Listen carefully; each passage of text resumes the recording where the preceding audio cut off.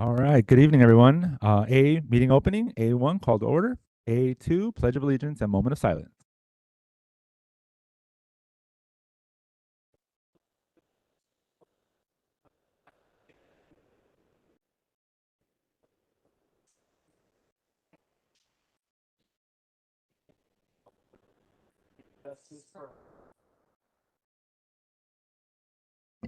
Thank you. And now we'll observe a moment of silence.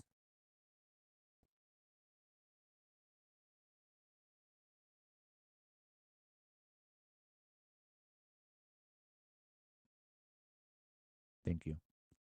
All right, moving to A3, adoption of the agenda. Are there any consent agenda items that a board member would like to have discussed as an action item? President Navarro, Yes, Mr. Contras? I would like to have item number 13 removed from the consent agenda as an action item for discussion. Yes, the approval of Alhambra multi-lease agreement at the Alhambra Community Center Care Center will be moved to an action item. Any other consent agenda items? Yes, Ms. Diocampo? Would like to have removed item 18. Approval of amendments to current staff fringe benefits.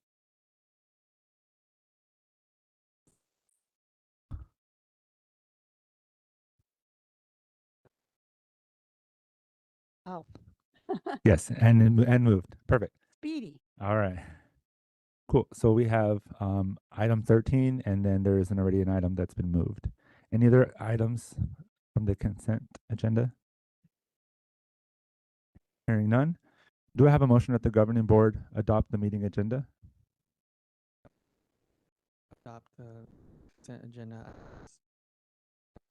through D12 and D14 through something popped up on the 19. screen. 19. Yes.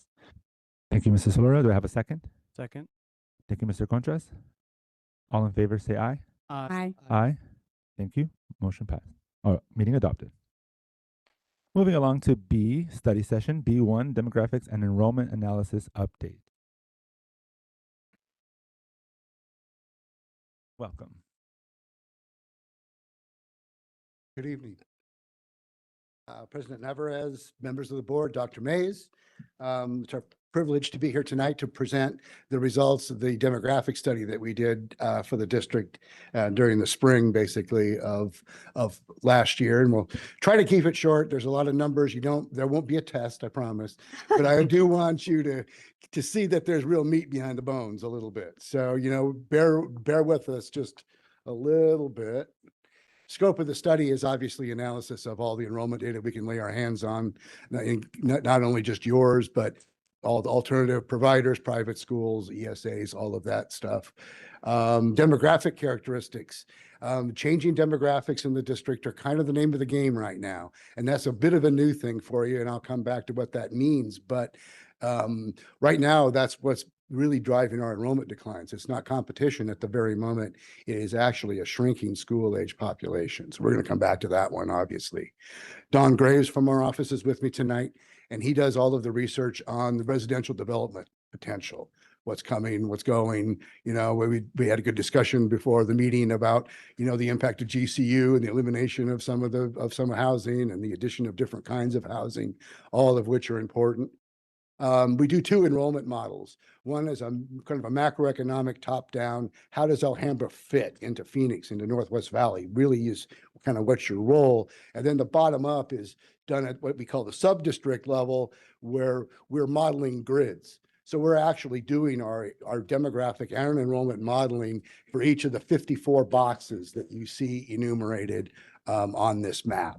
So, and we've had the privilege of serving the district a number of times over the past 15 years. And the really great thing about that is that we can go back and see how many students were coming out of this grid in 2010 and in 2015 and in 2020. And that really helps tighten up, the work that we do on the projections. The grids also don't change over time. So whether you open, close schools, boundaries, whatever, we track it by the grid so that we always have apples and apples. And having done work on a boundary study for you guys several years ago, there's some major obstacles in the district or some major things that, influence enrollment, i.e. I-17 and Grand Avenue. And we saw when we did boundaries, obviously, east of I-17 is a harder area for you to capture into your schools. The area between I-17 and Grand is obviously where the vast majority of the population lives. And then you've got these satellite areas out along the west edge. And all of that kind of makes planning and particularly management of enrollment more difficult when you have an enrollment distribution like that. So we'll start off looking at kind of the big picture stuff. This is total enrollment. This is 40th day headcount enrollment going all the way back to the year 2000. Now, enrollment peaked in about 2006-07 at about 15,600 students. After 2007, 2008, two things happened: SB 1070 and the Great Recession. And those two events caused a large amount of outmigration of particular types of population, and it negatively impacted enrollment in the district fairly dramatically, bringing enrollment down by almost 2,000 students at that point. There was a recovery a little bit through, 2011, 13, 14, when things sort of stabilized after the recession. And then what happened was the charter schools got busy building again. And those declines that we've seen, the vast majority of it since 2014, I can trace directly to increased charter school enrollment in the district. So we'll come back to the components of the change, but the current declines are a little bit different. We're going to talk about how they're different the last 5 years. One of the first ways we look at the data is to break it up into groups. How many students in the K2, 3, 5, and 6, 8 cohorts, so we can see how that trends over time. And historically, you could go clear back into the early 2000s. This was a nest for young families. And the biggest group was K2. And people generally, if they moved at all, they moved out of the district as their kids aged. And so you'd see smaller cohorts. Now that's flipped over. It's flipped over because of the structure of the population. So now the K2 is the smallest group. It's also flipped over because the charter schools, and even more so now ESAs, have had a much greater penetration into that K2 group than they have the other groups. So when you see this flipping around, there's kind of multiple factors driving it. But the fact of the matter is, we now are seeing a much smaller incoming kindergarten class. And as Dr. Mays and I were discussing, that means if you graduate 1,000 eighth graders and you bring in 700 kindergartners, you're 300 negative before you even start the year in just simple roll up. So we're fighting an uphill battle of at least 300 right from the get-go before anything else happens. We look at where, I talk too much.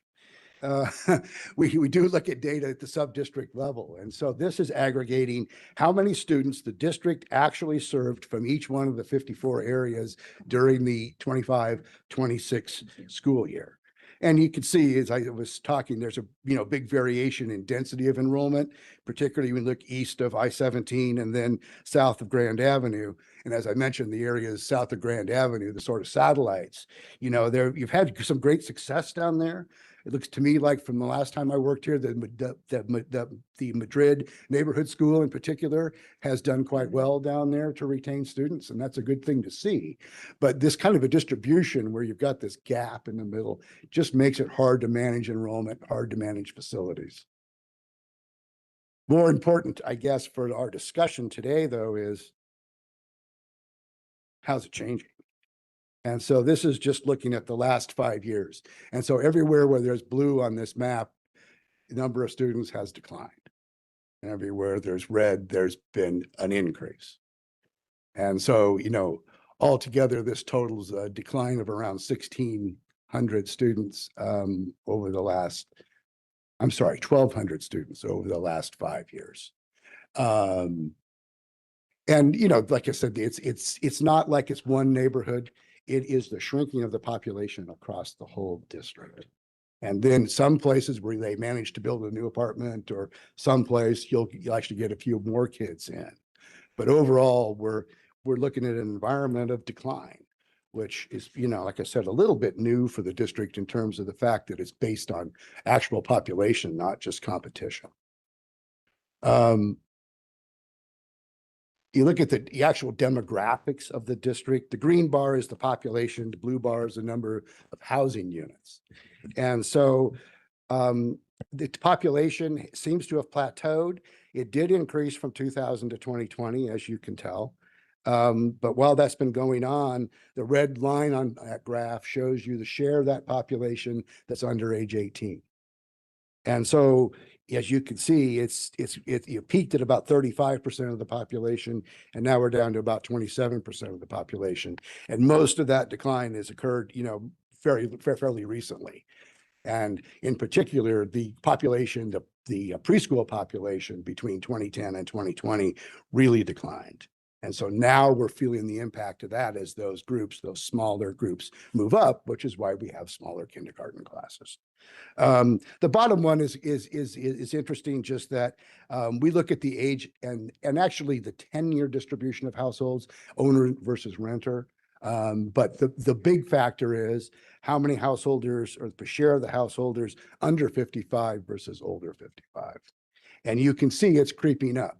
Yours isn't one of the ones. Some districts where I've worked, the number of households under 55 has just crashed, and it's all been aging. But again, you're not that group. You're still family friendly. I mean, to some extent, it's getting smaller, but it's not like it's crashing. There's still kids out there. So as I pointed out when I first started talking, that a lot of the difference between 2000 and 2020, most of the difference between your enrollment, the source of your enrollment decline was competition. And so the total charter schools in the area actually peaked about 5 years ago at about 7,000 students, but that was 4,500 more than it was in 2010. And so that big slope of decline all comes from charter schools. Now, interestingly, since 2020, enrollment in charter schools in the district has increased by about 300, but the ones from right around the district, we take everything within a mile because the kids are in and out. There's been 2 major closures and a loss of over 1,000 students from charter schools. So net, the last 5 years, charter schools in your area are down about 750 students. So it's not them that's, taking your kids, it's that the pot is getting smaller. The potential number of students is getting smaller for everybody.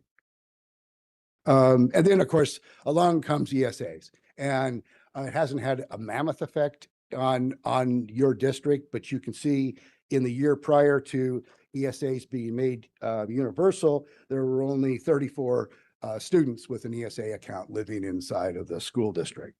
And so since then, that number has gone to 328. And so, that another kind of negative impact. I'm not sure how many of those kids you would have served in reality anyway because of open enrollment and all of that. But whatever the impact is, it's not positive. I don't know how many of, like I said, what the actual impact on the district would be of those 328, but I know that it's opening up alternatives, and that is changing dramatically because the first year and a half, 2 years, people were actually taking their voucher and they were going to a private school. And now the private schools are full and have raised their tuition a commensurate amount, so they can no longer afford private schools. And so now we see a doubling of the homeschooling numbers, particularly in the low grades. And that concerns me for, kind of a number of different reasons. And it also makes me feel like at some point you're going to get them back. I'm a parent of 4, and I can see educating my kindergartner and first grader maybe at home. But do I want my 5th or 6th grader at home? I can't even imagine that, so I have a feeling you're going to get them back. And I don't know how to factor that in exactly, how many are going to come back. But I have a feeling you're going to get them back. And my fear is they're not going to know what you would have taught them. That's my real fear, is that it's the students that are paying the price for this. So enough of my soapbox on that one, but Don's going to talk to us a little bit about residential development in the district. Well, there's not a lot to talk about really, but there is some. We've had about 200 houses built, in the last 10 years. On this chart, the blue bars indicate, Excluding everything at GCU, inside GCU. We do not count dorms and apartments in GCU in that number. Sorry. okay. And it's also a net number, so if there's a demolition, sometimes it cancels out, the new construction. Anyway, the blue bars are single family. And you can see, it bounces around, 6, 7 houses a year, infill. The orange bars are multifamily. And there's a lot more, but still those are only about, 50, 60 or 50, 60 units.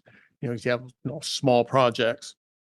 The additions, you have individual home construction and infill. Sometimes, this does come from you tear down 4 houses and build 6, and that type of thing. So the numbers stay pretty low. And the permits here are marked with kind of a blue marker for single family and orange markers for the multifamily.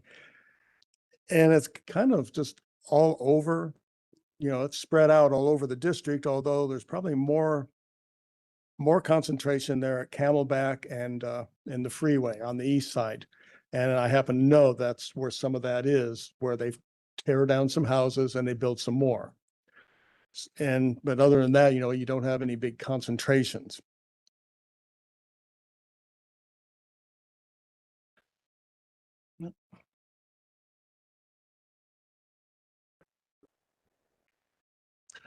You do have a potential of about 3,500 additional units, single family and multifamily. And on this map, multifamily is indicated by orange polygons. The red that you see is retail. The blue or the yellow for single family, we can't hardly make it out because again, it's going to be individual lots, or we have 2 or 3 lots together. So the single family is going to tend to be a lot of infill stuff and what there is of it. Multifamily, you're typically going to be seeing this either on near Camelback and Grand, not real active right now. Eventually, you'll have quite a bit of potential at 19th and Camelback along the light rail. But personally, I don't see that happening for a while. When it does happen, it'll be a lot of high density stuff that may or may not be very family oriented. But right now, the light rail construction, I would see farther east on Camelback, and we've got some activity in Midtown. So I think this is going to be a while off before we have it in the district. Thanks, Don. So what we try to do is mold together all that information into a forecast. And the first forecast is obviously going to be housing units. How many houses do we think are going to be absorbed? That's about 800 housing units will be built, we think, over the next 10 years. So a slight uptick actually in overall activity. We've talked about the good news, bad news of having Grand Canyon University exploding in size inside of your district and what that has done to the housing supply and prices for housing. And that factors in here too, particularly when we look at then, well, how many kids are we going to get out of those units? And so we first do population based on housing units and basically household size. A household is just an occupied housing unit. So somebody actually moves in. Whoops, back up here. There we go. But it's the households. And then the second column here is the school age population. I want to explain that. That is all persons living in the district age 5 to 13, which corresponds to kindergarten through 8th grade, whether they go to your school, any school, or what. So if you can see in 2010, 2020 are census numbers. All the other ones are our estimates. But in 2010, there were 14,800 school-age persons living in the district. Following? Your enrollment that year was 13,887. Of that, 2,009 came from outside of the district. So you were serving from inside your district 11,878 persons, okay? Take 11,878 and divide it by the total school age population of 14,818, get you what we call the service rate. So at that instant in time, you were serving 82% of the school age population living in the district. And what's happened with the, with this explosion in the charter schools is, let's follow it down to 2020. Well, the school age population is only 400 less than it was in 2010. But now your enrollment's down to 10,500. And your service rate is down closer to 60%. So that means there's, a lot more students that, aren't attending your schools than there were before. And what we've seen since 2020 is, again, the charter schools are struggling because of the population dynamics in your area. So we continue to see the service rate decline, but not as fast as it did before. It's really not the service rate that's declining, it's the population that's shrinking. I mean, the service rate is still going down, but not nearly as fast. And the difference, the unpredictability of the service rate is the only thing that makes our projections less scientific than they used to be. Because in terms of how many people there's going to be, how many houses there's going to be, what the school age population is going to be, we're very, very accurate on that. How many are going to make the decision to attend one of your schools is a dinner table decision. And we don't sit at everyone's dinner table. So all we can do is track the evidence from outside and, try to follow the trend and know that it's an issue for us. And it's an issue and an opportunity, because it means there are more kids living in your community who haven't had the opportunity to experience Alhambra. And I think it's that mindset that we have to have going forward is, let's not worry about, let's not worry about the numbers. Let's worry about the kids and offering the right product to our people. And hopefully you could turn the service rate even around. We have seen it increase in some places. It can happen. It's not very common.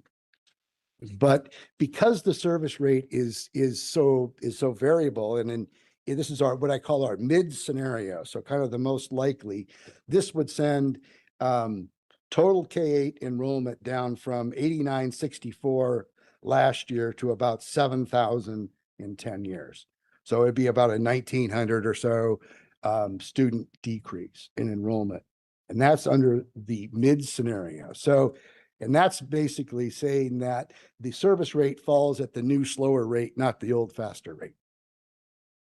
If I do a scenario, which we did, that says, what if it continues to decline at that long-term trend rate, then what does your enrollment do? Now, we only look at in-district enrollment in this case, but instead of you see the mid, we've got a decline of about 1,700 students over the next 10 years. Probably the best guess. But the potential is there for a loss of 2,500.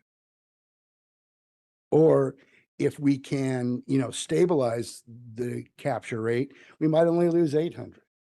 And that's the problem with what we're doing right now, is that there's too much variability in that service rate number. I know what the population is.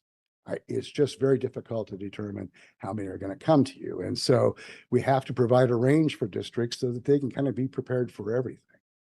We think it's going to be closest to the midline, but that's really not written in stone.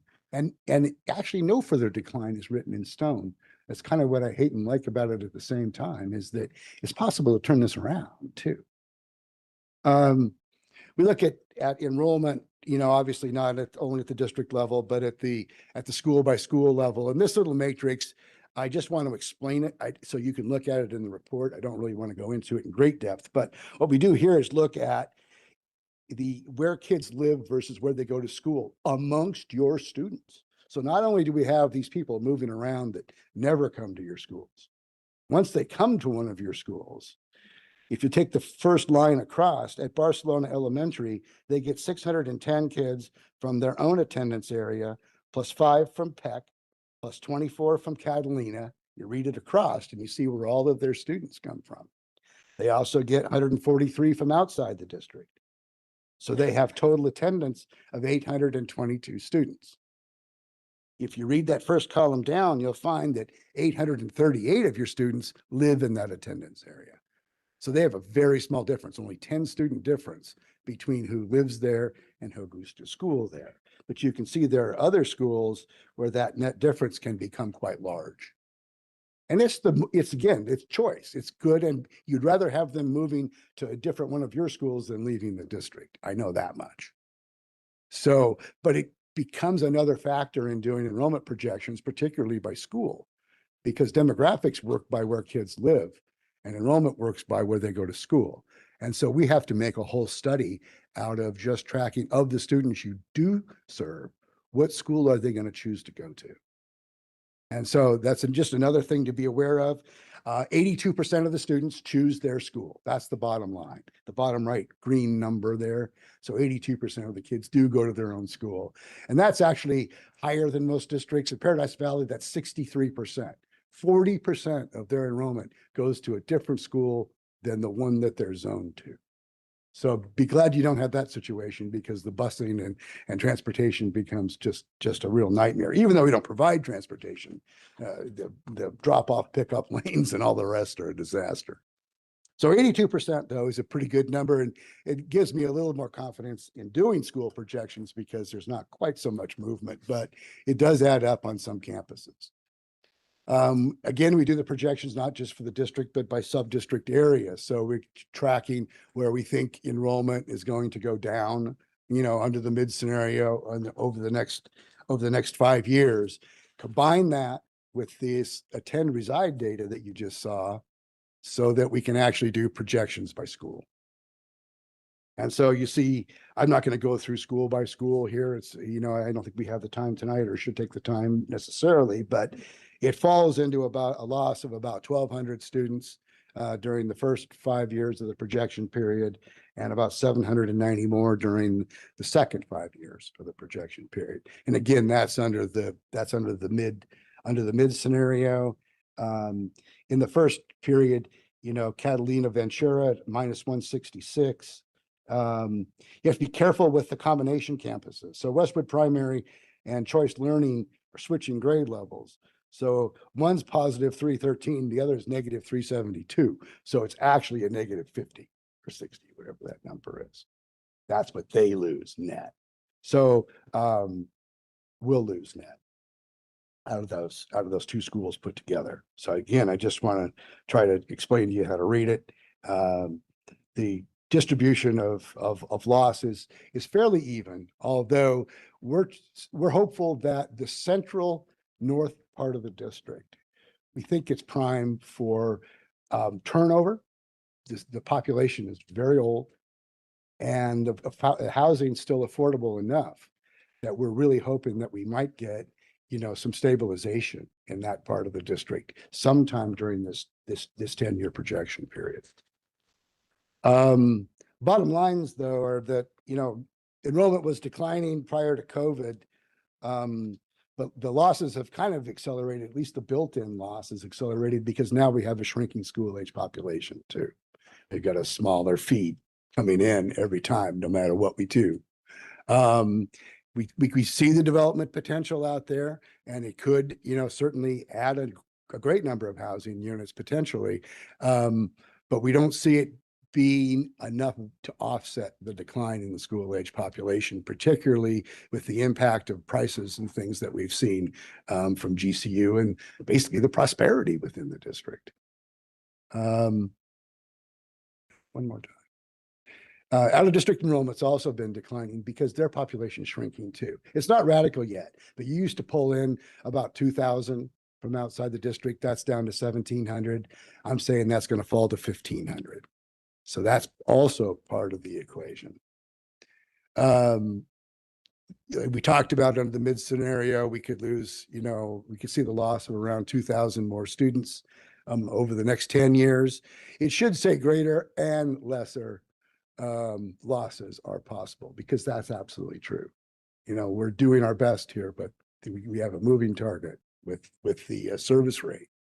And in the near term, we're still going to see impacts from the decline in the service rate, the question is how much? But right now, in terms of numbers, that's a bigger enemy actually than the aging. So we really got to keep an eye on that service rate number and think about things we can do, to try to put our product the first as best we can, put it out there to people. So I probably went too long, but take any questions that you might have. Any questions, board members? President Navarez? Yes, Mr. Contreras. Just one, thank you very much for this comprehensive demographic study. Were you the same people who did the last demographic study? That's what I thought. And one small detail that I saw is back when it went to single family home construction, I believe there was a +5 in 2024, 2025, but I just drove by the new construction of Indian School Road and Grand Avenue and 35th Avenue overpass that's going to be built.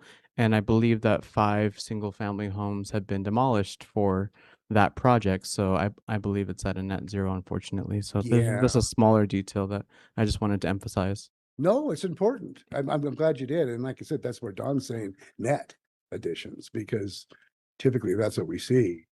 Especially when you see those really scattered blue dots where it's people tearing down a house and building a house. That happens. Any other board member? I just have go ahead, Ms. Dale Campo. It's a lot to digest. It is, I'm sorry. Thank you for all your hard work in putting it together. My microphone. Oops. I seem to always have a problem with technology. Sorry. Too. Thank you for your hard work. Good news and bad news. Mhm. I don't know none of us know the answers. But I do know that when I sell my house, I better make sure that a family with kids moves in. That's number one thing that I've learned out of this. So, but thank you. I say that in jest. So thank you. I think it's actually really important to think about. President Navarez? Yes. This also coincides with something that we'll be voting on later today, but with the decrease of enrollment, obviously that's going to open up space in buildings and facilities. One of the things, of course, that we're doing right now is the 146 units of affordable housing here on the empty lot behind us.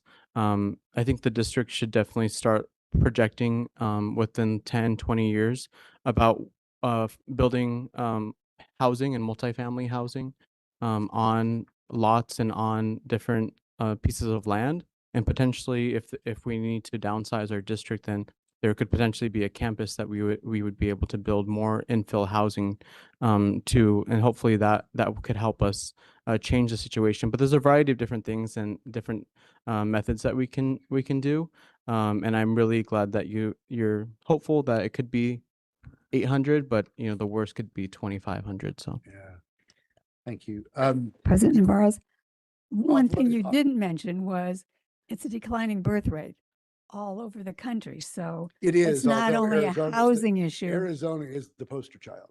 Yeah. We've had over a 30% decline in our birth rate. In 2006, there were 102,000 babies born in the state of Arizona. Last year, there were 78,000 babies born in the state of Arizona. And our population has increased by 2 million in that time. Right. And I just read that the majority of those are older people. And maybe The average age at first birth has gone up by 7 years in the last 15. true, but the people that are moving in tend to be the 55 and plus group. Yeah, we have a little bit. Unfortunately, That's what I read. Yeah, no, I'm sure you did, and I think that's true. However, Phoenix has got an economic engine that it didn't have when I started doing this work 20 years ago. And the inflow we see is almost the problem is the quality of jobs that we're bringing in.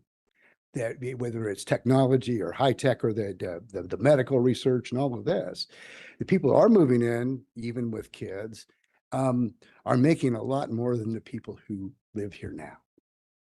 So the jobs we're creating kind of come with a built-in inequity relative to the existing population. President Navarez? Yes, Mr. Contreras. Just to add to our doom and gloom, yesterday I was yes, please. Well, actually, I'm going to talk about because we are in a 26-year drought.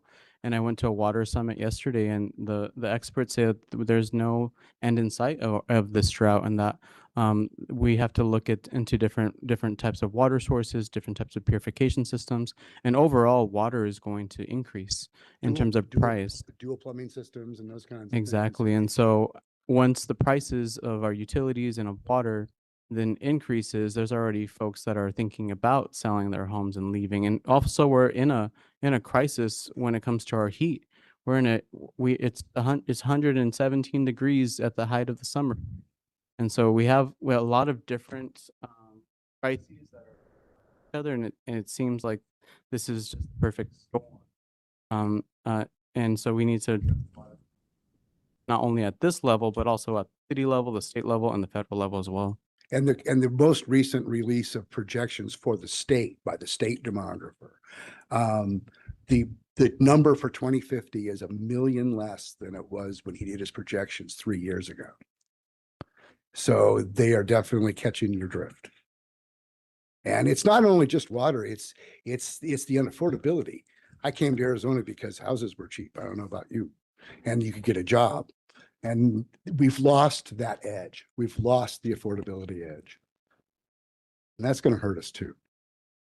Any other board members? No. Just a quick comment. Thank you as well for this very thorough report.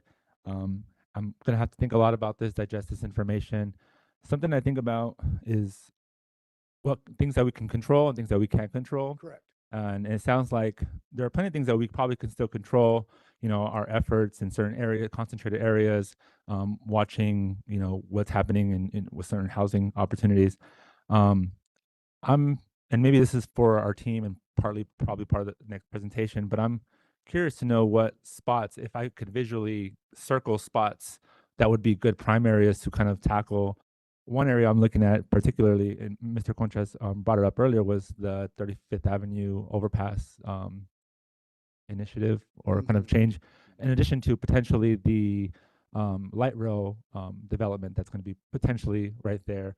And also we're between two other districts, nearby districts. So I'm curious if that could be, and this is slide 17 I'm referring to, but I'm curious if that blue zone of like 35th Avenue and Indian School to like 19th Avenue Indian School is an opportunity spot, or if there's other opportunity spots if we're looking 10 years down the road.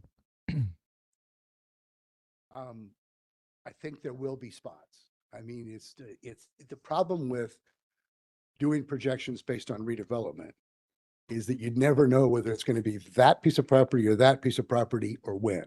It's not like when we go out and we work at a new home subdivision and they just plotted 160 lots. It's going to take them, 6 months to build the lots, and it's going to take them 18 months to build those houses. And we know exactly where it's going to be and when it's going to be. With redevelopment, it's almost you have to stay monitoring because these projects just pop up out of nowhere, and some of them are substantial. So it is important to, to keep up to date and keep tracking those kinds of projects that you're talking about. I think it's also important, though, to maybe try to look at, and we can, on this some extent, look at parts of the district where our service rate isn't as high as others. So it's very difficult to do service rate below the district level because the data is not very good, but we can give you an idea. And, a lot of districts are choosing to target particular neighborhoods. We're not doing well between this street and this street and this street and this street. We need to get the word out. Mm-hmm. Two more comments. One of them is another opportunity, and I think it's something that I heard that you say. It takes a different type of approach, but with 750 charter and 328 ESA, that's another opportunity. I think we can. It may not be fully. They may not be fully in our district. Again, you said that they might be they may live somewhere else, but I think that's another opportunity. And then the last thing I'll say is, and probably for the district is if we can continue learning about this service rate number, how we can be more involved, how could we tackle it a little bit more? Thank you. Anyone else? Sorry. President Navarez, obviously we're going to be talking about a resolution later today, but one of the things we can do is work with our City of Phoenix partners in terms of creating a redevelopment overlay in order to have the core of our district, whether it's Indian School or Camelback, have availability for development to be streamlined, and also in order to attract more business and more retail and more multifamily. And so that is definitely something we should be sharing, this type of demographic studies and all of this with other governments that we work with, such as City of Phoenix, City of Glendale, and also with our state legislators as well. So I would like to see us bring in those leaders and show them this data, and let them know kind of what we would like to see from them in terms of redevelopment and helping us with this issue. One last closing note, you just made me think of it for some reason, and you guys may already, I'm sure you know this, but Indian School Road is now the selected alignment for the West Phoenix light rail system. Right. It used to be I-10 and now it's Indian School. Now they have $0 to build it. So I'm not getting into a big hurry about trying to figure out what's going to be redeveloped yet. But that's going to be a force in the district when that happens. And I think it's a win. I don't think it's an if. I think that we've got a transit dependent population, particularly west of you, that really needs that system. Mhm. And so I think it will happen. And we see transit-oriented development, you know, along the line around each station. The problem is it usually raises land values, which raises rents, which actually can make population go down. So you got to be really careful what you wish for. But that's a real wild card and kind of an exciting thing that, you know, the district will be experiencing. Any other board member? Thank you. Thank you very much. Thank you very much. All right. Thank everyone for learning with us. We're going to move on to our next piece of the study session, B2 enrollment update. Mr. Centino will be presenting with us. Good afternoon, Board Chair Nevares, Superintendent Dr. Myers, members of the board, and our esteemed Alhambra community. It's a pleasure to have some time to dive into some of our enrollment, recruitment, and retention practices.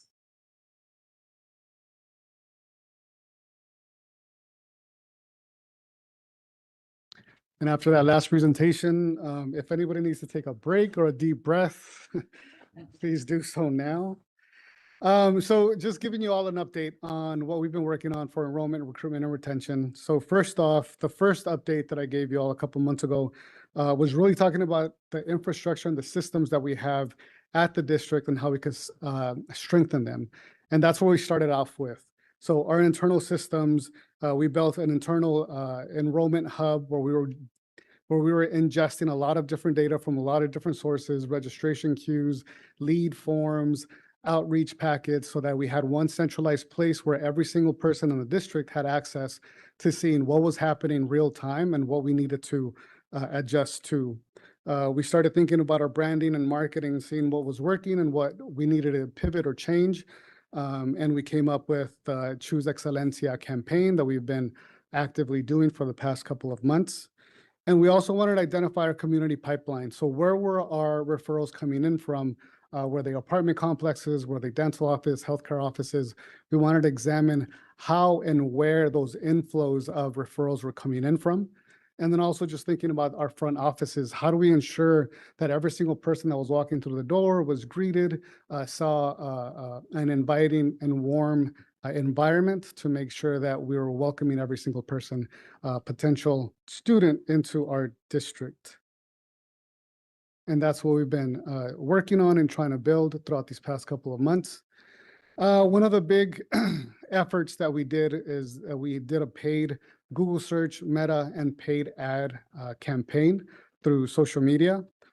And this campaign really shined, and it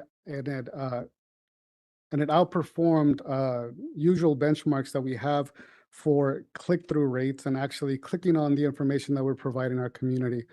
So we had 8,414 different clicks, and that's 3 to 5 times more clicks. The 0.32% is 3 to 5 times more clicks than usual campaigns receive. And I think that this is because of our bilingual English and Spanish first way of talking about our district. Here are some examples of our bilingual first. So on the left, we have our Choose Excelencia. So elige escuelas seguras, elige educadores apasionados, y elige excelencia. That was through social, through Meta, Instagram, Facebook, and paid search. So whenever you went to go to Google, you saw some of these ads popping up.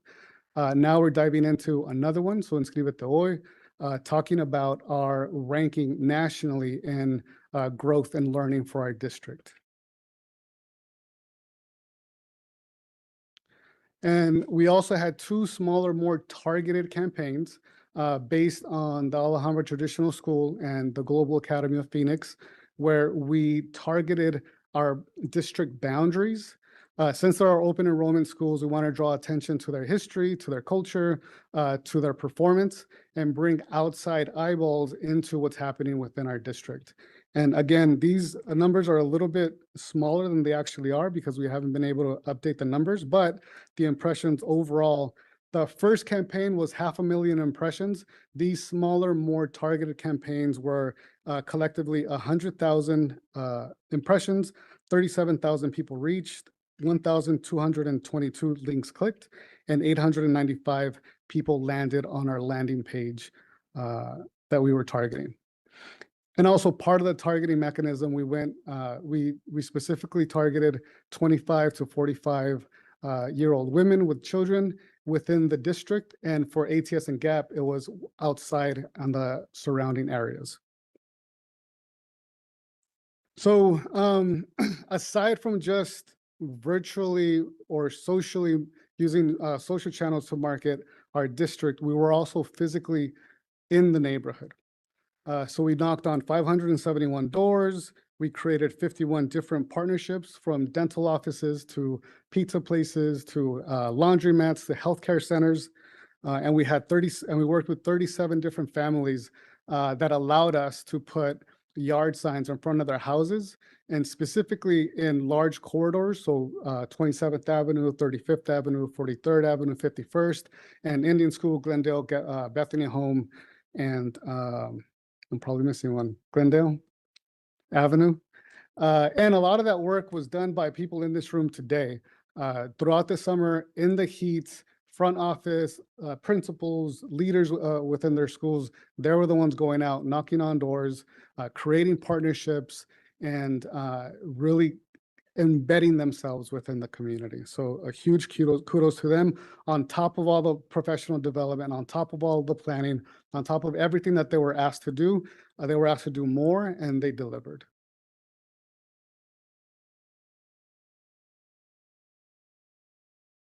This is our team out in the neighborhood. We have a Peter Piper pizza party where we had our team out there. The middle picture is our teams canvassing apartment complexes, placing posters where renters deliver their rent, or the front office leasing office, or even laundry rooms within the apartment complexes, places where our residents are seeing our information constantly. And we've also been thinking about every single opportunity that we have as a school district, turning that into an enrollment opportunity. So on the right, we have preschool registration tables at Meet the Teacher Night. We're thinking about sports. We're thinking about all the fall festivals, spring festivals, November, December celebrations, making sure that every single event that we have is an enrollment event. So the story is spreading, and we're not the only ones telling it. We came across a study that was verified by Harvard and Yale that identified our district as a top 3% performer in growth and learning overall, and specifically a top 1%, or within the 99th percentile of growth for math amongst Latino students in our district. And I think that's something that is worth its weight in gold.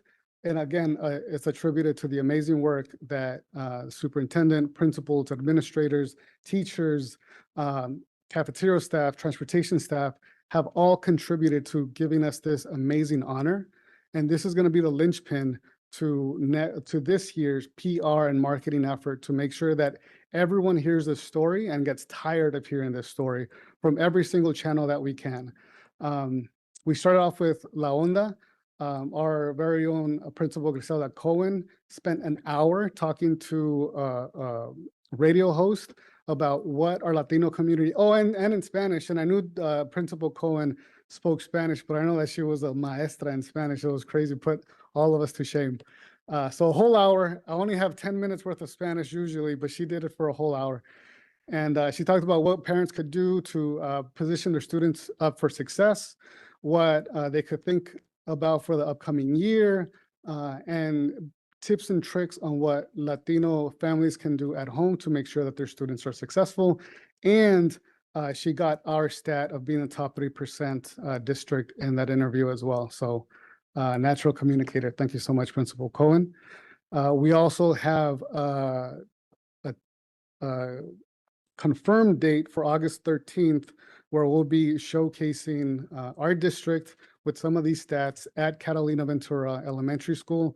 And we're going to run or ABC 15 is going to run a segment on the amazing achievements of the district. So aside from some of those, we're getting organic social, which is just parents and people just sharing our information. We got 5,158 people reached, 159 likes, reactions, 15 shares, 3,062 posts reached specifically around some of this messaging. And here is a stat that I wanted to bring up to the board and our community. Although in the report, what we heard is that we have a diminishing service rate, and I think that's the number and the metric that we all have to focus in on to make sure that that's the number that we're increasing.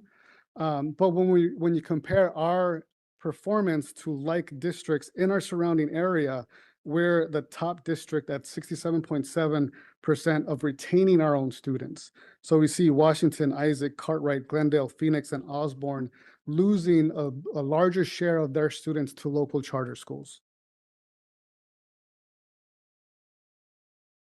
And so you can't miss us anymore. We're going to wrap 7 different vehicles from the district with bright and joyful coloring. We have yard signs, and that program is just going to increase. We have posters and banners. We redid all of our banners to make sure that people understood that they could enroll at any time. This year, we'll be celebrating all of our schools and some of the achievements and the awards that they're winning. And also our apartment outreach effort is we're gonna double down on that, because that was one of the largest referrals that we got. So when we went into the apartment complexes, that's where people were saying that that's where they're coming in from. So here's some of our collateral out in the world. We got the yard signs. This is a dental office off of, I believe it was 5th Indian School. And then we have our revamped banners, Enroll Today banners, making sure that our residents are seeing our district and have the opportunity to enroll at every single opportunity that they have. So where are we at day 3 in enrollment? We're already at 97% of our projection. Last year, we started day 1 at 8,794 students. We grew after day 1 by 370 students, which took us to a total of 9,164. We missed a projection that year because it was almost like an anomalous year where we saw that huge drop. Some of these more macro population and demographic trends really impact the district. And hats off to operations, Dan and Mandy, to really taking some of that information and creating a projection that was more representative of the realities that our district is facing. And this year we started off our enrollment with 7,934, and we've already surpassed the gain after day 1, and this is only day 3. So we have already gained 486 students, 116 more than last year after 10 days last year, and we're still in day 3. So we're projecting that we'll hit our projection by day 10. So now, with the realities that we face that our demographer showed us, now we grow. I think that we know some of the competition that's ahead of us against charter schools. We have invested in developing stronger systems and retraining, and that work is not going to stop because we could always get better. But we have to deepen what's already working, and that's going into apartment complexes, knocking door to door. Every single student is going to be extremely important to us in our future. So whatever door or family that we could outreach with, it's going to be a point of emphasis to make sure that that family understands that they live in an area where the district outperforms 97% of other districts in the nation.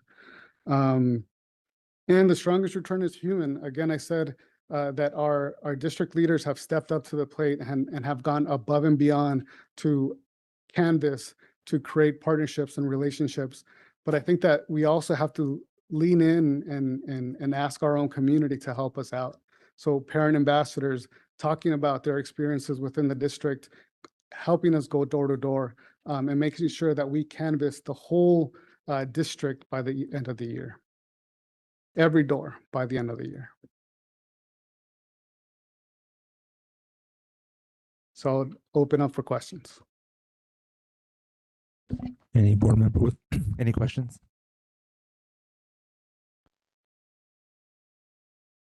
Wow. I can't think of questions right now because I'm so overwhelmed with all the important work that you've done. Hard work. Kudos to all of you that have been a part of that. I recognize that you've accepted and taken on the challenge, as well as listening to what people were saying and moving on that. And I can see that that has impacted the way you went about this campaign, listening to people and what their needs were. So thank you for that. Hopefully we can just keep going from there.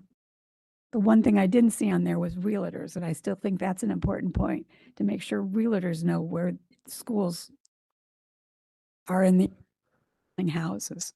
Yes, yes. President Alvarez. Yes. One of the things that we discussed at a previous meeting was the different ratings that apps and websites like Zillow give our district. So I just looked up my address, and of course, thankfully, I actually had the right school this time. Barcelona Middle School, and it has, of course, grades PK through 8. It's a 6 out of 10. The test score rating is a 2 out of 10. And then the student progress rating is a 9 out of 10, which is pretty good.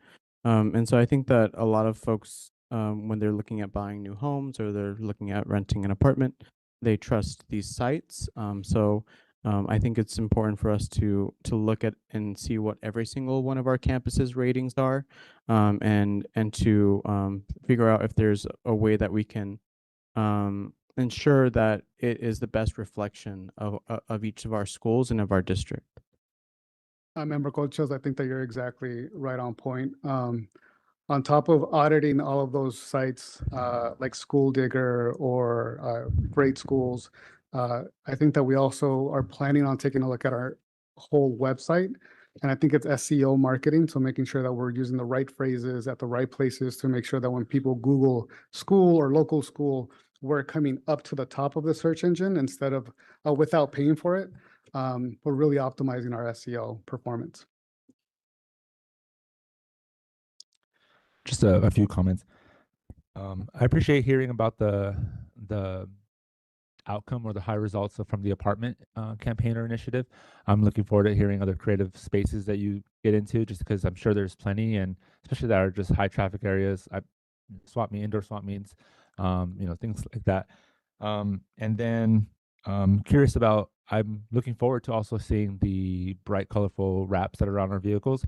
I'm curious to know if it'll come about again in the spring, and if we're looking at like a schedule or a cycle of some sort.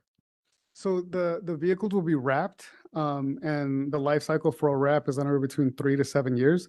But yeah, it's 7 to start off with, and then depending on the performance or where we're at, maybe investing in a couple other vehicles. But yeah, we should see them throughout the community. And I think one of my goals is to get into panaderias, because I know that I'm not a big panaderia person, but now that I have 2 kiddos, birthday parties and cakes go hand in hand, and I'm always seeing parents at panaderia. So yes. Thank you. Alvarez? Yes. One of the things that I'd like to see in the next presentation is family testimonials, student testimonials, and I know that you all are working on that type of stuff. So can you talk to us a little bit about those plans for the future? Yes, for sure. I'm super excited about that I think that we struck up a partnership a couple months ago with All in Education.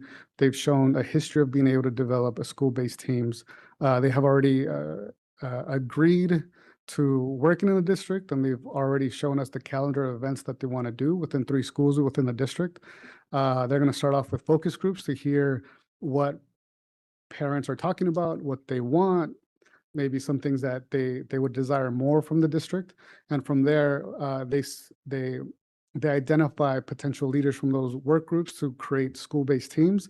And from those school-based teams is, I think, where we'll get a lot of the growth of a parent ambassador program. Thank you. And I emphasize that because, vehicle wraps and branding and all of that is great, but it's really about the person to person, like the door knocking, canvassing that you all are doing. And then the other thing that I wanted to ask is we had an issue a few years ago before we implemented the online enrollment system with a big backlog of paper enrollment applications or paper enrollment forms. And that basically what that meant is that we didn't have the accurate amount of number of students that were in the seats that were actually enrolled through the system. Has that been mitigated? I don't know if you're the right person to ask or if the superintendent's team. And also, are there any issues with the online enrollment system that we should be aware of? So I think there's 2 questions in that question. So around like the count and knowing about where we're at, I think that's a different system. The online enrollment process, we wanted to make it more accessible to everyone.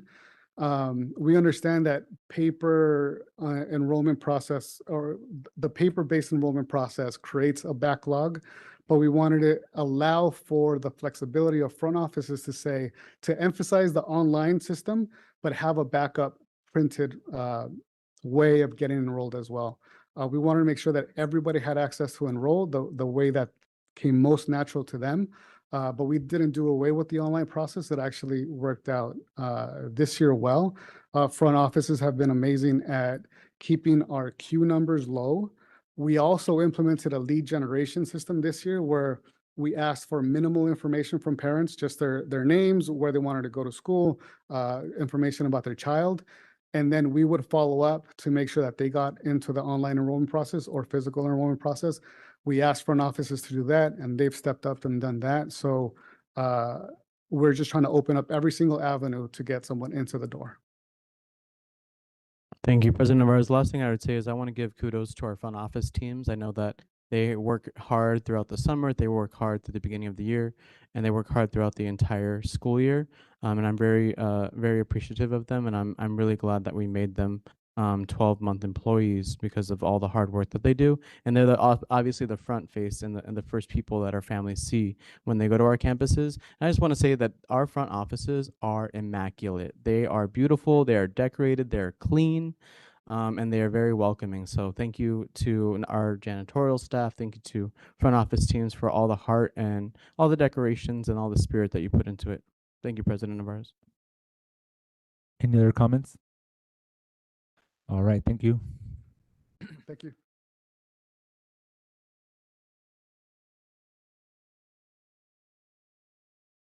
All right, we're going to go ahead and move forward with the rest of the board meeting, but everyone feel free to do what you need to do. All right, we're moving along. So we're moving to C, public comment. No public comment. Moving to D, consent agenda. I call for a motion that the governing board approve consent agenda D2 through D12 and then D14 through D19. President Navarez, I move that the governing board approve consent agenda items D2 through D12, and then D14, 15, 16, 17, 18, 19, and that's it. Yes, thank you. Mr. Gonzalez, do I have a second? Thank you, Mrs. Solorio. All in favor say aye. Aye. Thank you. Motion passed. Moving to D13.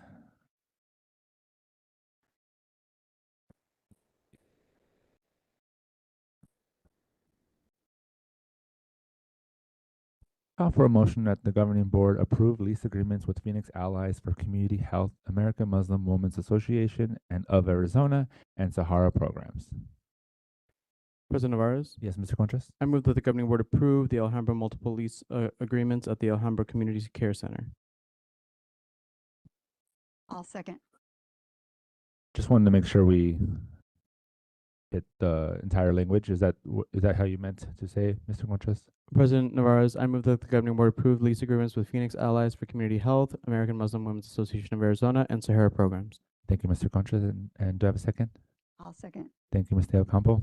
Uh, And now for discussion. President Navarez, I wanted to highlight this as something that is a great improvement and also a great update in our district. So I wanted to ask the superintendent, her team, if she could provide us with a brief update. I know we'll get more during updates by Ms. Bilyeu about the Alhambra Community Care Center and what these organizations will be providing.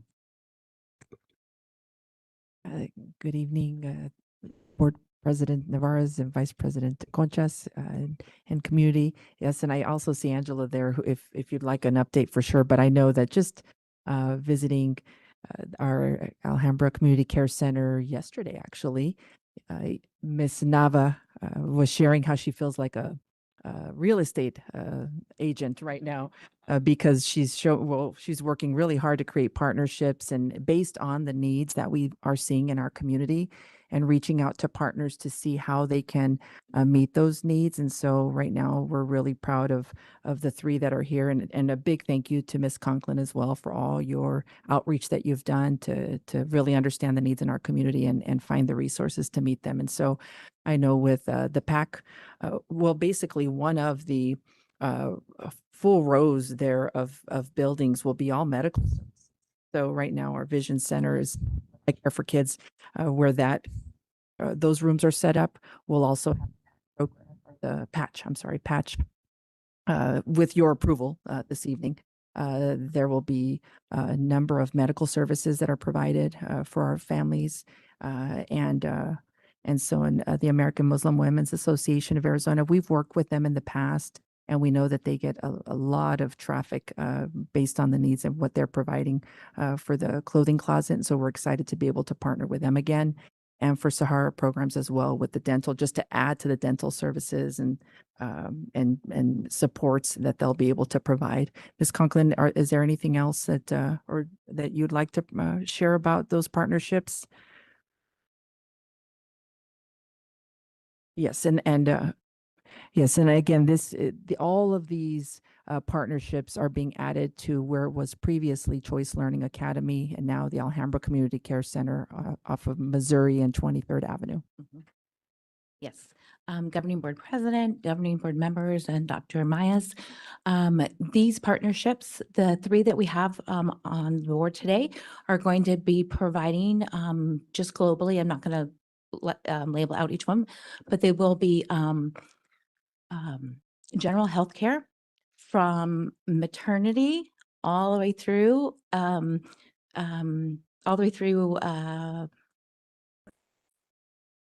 elderly. Thank you. Lab service Called vintage. Sorry. I'm right there with you, okay?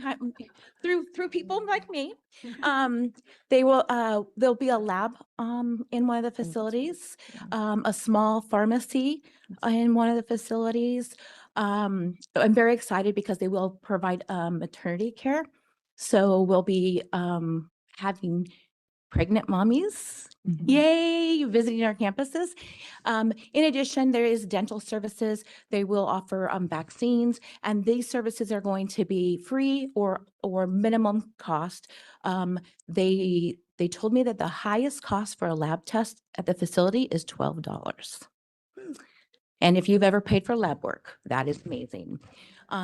Dental services, so they will service small children all the way up through all ages, basically, for very low cost or free. And they include wraparound services, so they will also be having education classes. So these facilities will also be offering things like how to manage your diabetes, or parenting classes, or possibly how to potty train your children, and a variety of things. So Thank you, Ms. Conklin. And the other thing I know that it's not just for students and our families, but it's for anyone in the It is for the community. community. Yes, it is definitely for the community. And because they will be bringing the community in, one of the things that we've been working with Jeff on is making sure that our facility is a marketing, when you walk in and you're going to any of these places or sitting in a classroom, that we're showing why you should bring your kids to us. Thank you. Thank you very much, Superintendent team. Thank you so much for all the work that you all are doing, and also Ms. Nava. I wanted to bring this off the consent agenda just to show this remarkable community center that is really starting to flourish. And also, you know, it was a big decision for the board to close that campus and to consolidate. Hey, Sean, are you okay? And to consolidate Choice Learning Academy in Westwood. And we can see that there is community benefit towards that decision, even though it was a very hard decision and very sad to close that campus to students. But I'm really glad that the superintendent and the district is working on whole child and working on our mission. And so thank you for all of your support, and I'm really excited to see what the brings and all of benefit from it. You all are welcome to visit and bring all your friends in the community. So anytime. I've been, I visited. I- And Mr. Conscious, it's not just only the whole child, it's the whole family and the community. And so I will put in another plea that we get back to Simpson's name in there somewhere. We are going to be naming the clothing closet that will be open to everybody, the Simpson clothing room. I've got the box of hangers. I'll put them off. Thank you. Any other questions or comments? No? All right. Now it's time for a vote. All in favor, say aye. Aye. Aye. Thank you. Motion passed. Moving along to E1, financial report. Mr. Coppinger will provide us a short update.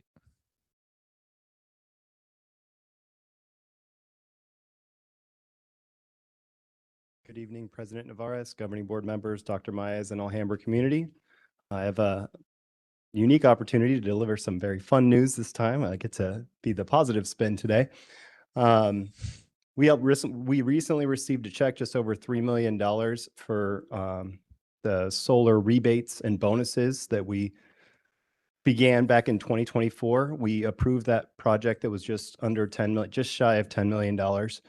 And so far that part of the reason we approved it was anticipation of receiving some of these benefits. And so this check represents 10 of the 12 projects.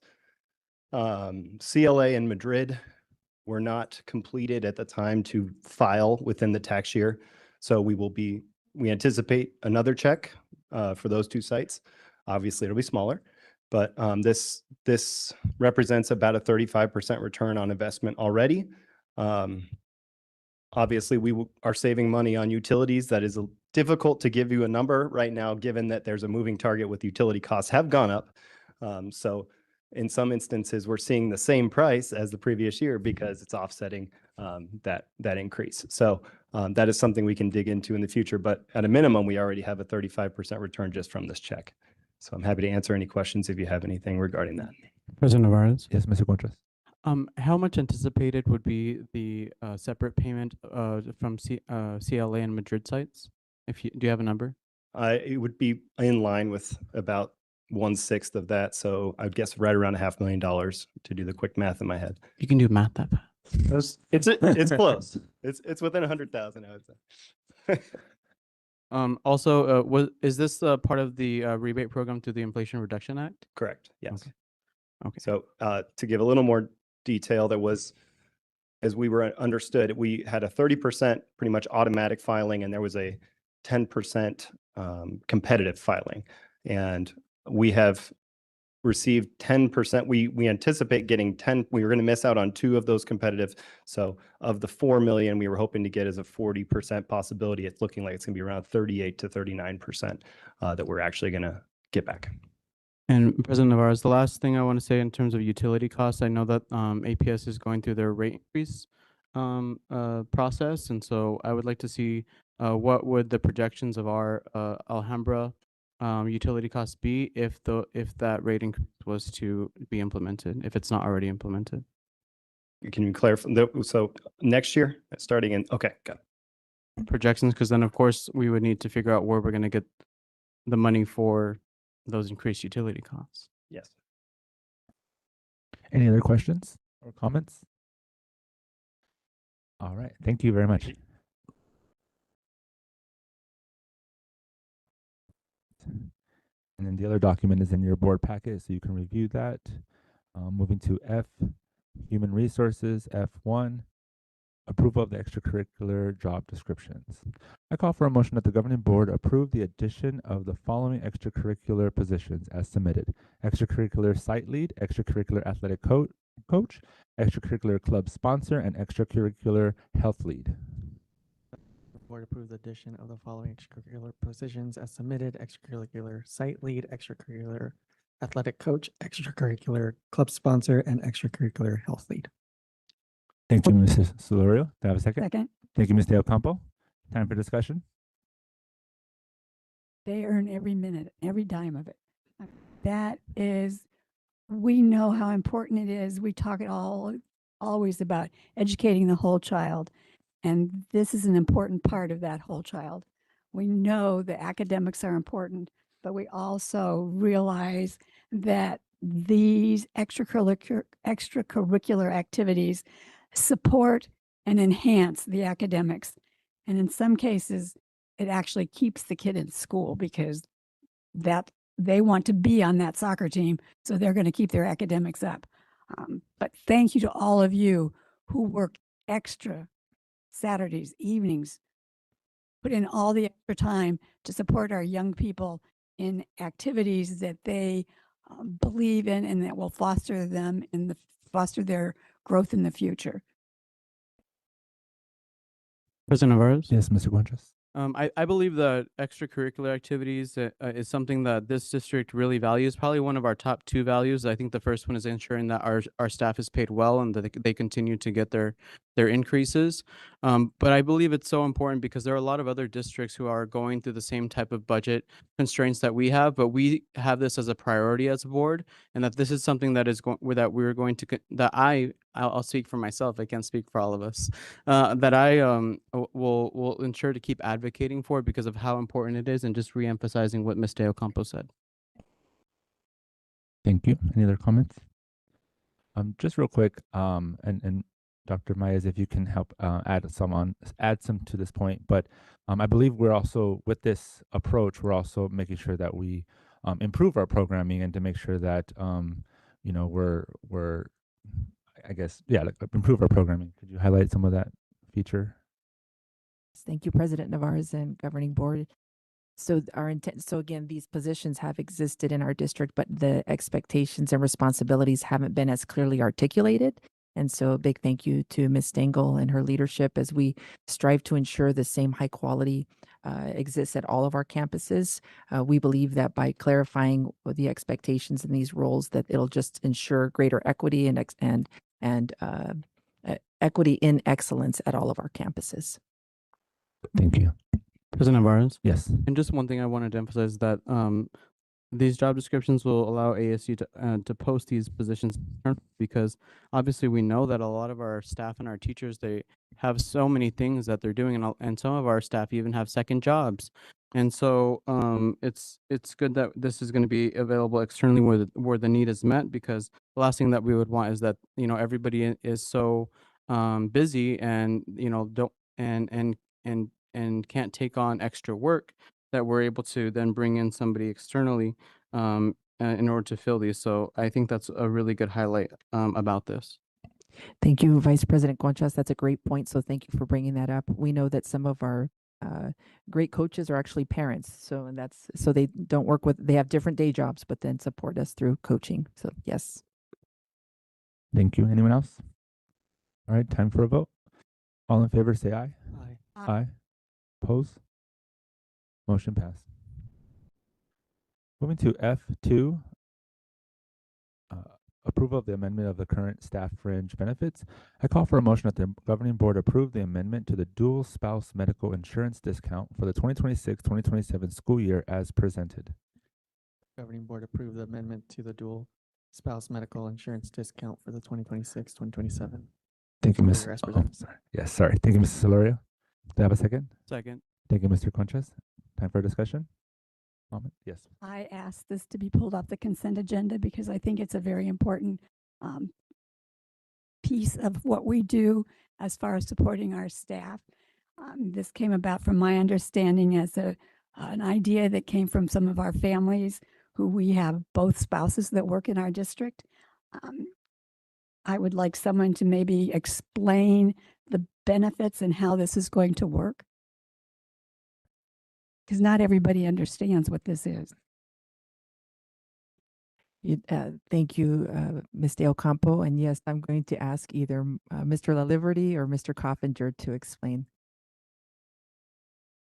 And while they're coming up, I'm going to say, It's been a collaborative effort, and I appreciate that. and while they're getting ready, I want to say that I went to the beginning, the new teachers. We had like a handful, no, I mean, a quarter of what we've had in other districts in other years. And part of that is because of the way we treat our staff. Our staff retention is amazing. And it's because of things like this that have come from our leadership team that support our staff that we will continue to retain our. Thank you.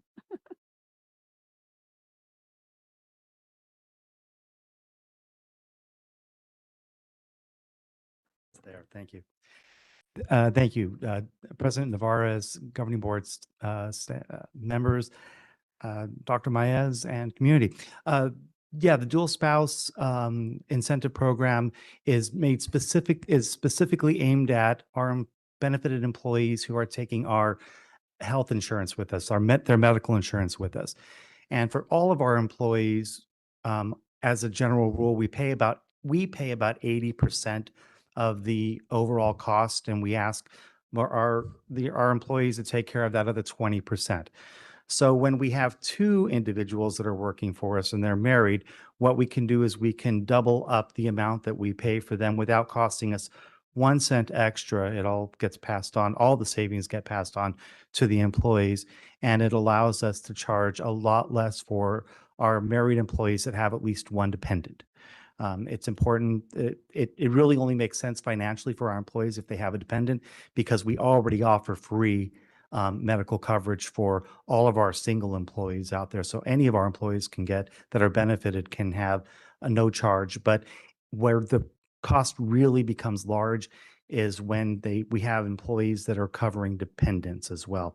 So this really does save a lot of money for our employees that are covering dependents, as long as we have that married couple working here. And then this additional piece that we're doing is for those people that are filling our hard to fill positions. There's an additional benefit for them as well, bringing the cost down to very low level for people that are covering dependents as well. And I'm happy to answer any questions. I just have one more comment. Not only are we helping those employees, but think of what we're doing for the health benefits of our young people in the neighborhood. We are looking out for their health benefits as well. And then my last, well, I never will say it's one other thing. People out there who have spouses working in districts, Bring them here. we're here. Thank you. It is absolutely a recruitment and retention tool for sure as well, on top of everything else. Thank you. Any other comments or questions? All right. Thank you. All right. Time for a vote. All in favor, say aye. Aye. Aye. Motion passed. Now moving along to G, new business. G1, approval of the research study agreement with Arizona State University. I call for a motion that the governing board approve the research study agreement between Arizona State University and the Alhambra School District Child Nutrition Department. Mr. President, Yes, Mr. Conchas. I move that the governing board approve a research study agreement between Arizona State University and the Alhambra Child Nutrition Department. Thank you, Mr. Conchas. Do I have a second? Second. Thank you, Ms. De Ocampo. Time for discussion. Any discussion? or comments or questions? I think great opportunity to introduce our students to nutrition, to fruits and vegetables that they might not be familiar with. Oftentimes, our students are more likely to have canned fruit, canned vegetables, frozen fruits, frozen vegetables.